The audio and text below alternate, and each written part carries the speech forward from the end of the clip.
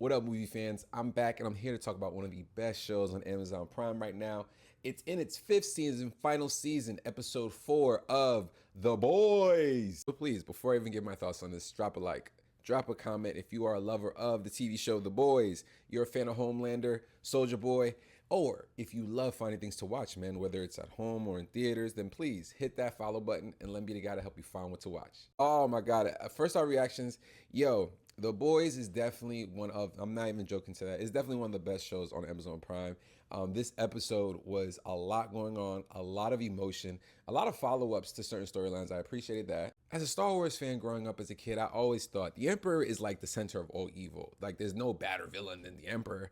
No, The Boys proves that wrong, dog. With this season specifically, the level of delusion Homelander, this actor that plays Homelander is amazing because the way he has to depict this character that is so delusional to the point of now he is thinking he is the Jesus Christ, Lord Savior himself. Not to mention just like politically where they have been on point from past seasons. I think season 4 and 5 have really been politically on point in the most eeriest way of some sorts.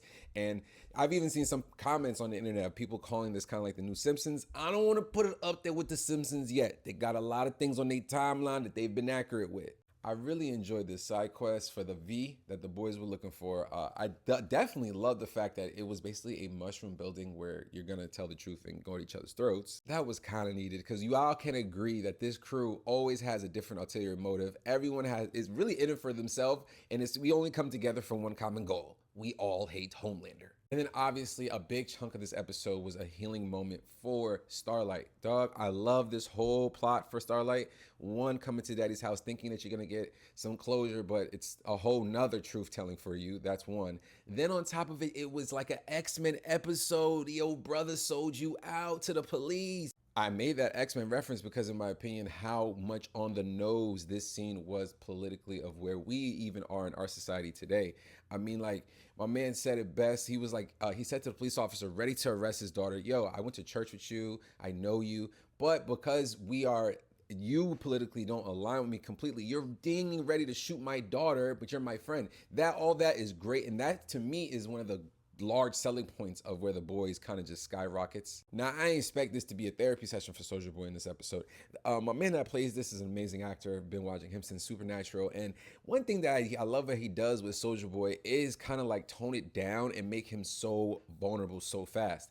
I had no idea that homeboy down here was the dude that was getting experimented on. You like the Winter Soldier 2.0, dog. My biggest question next is where is this relationship going? Because he then locked you into a chamber, tried to kill you. They both know they do not like each other at this point. In this episode, it kind of blew it up into proportion. So now I'm curious to wonder where does this leave them both moving forward? But overall, for a final season, they are off to an amazing good start so far in this half of the season. Let me know your thoughts on how you feel about episode 4 and the final season thus far.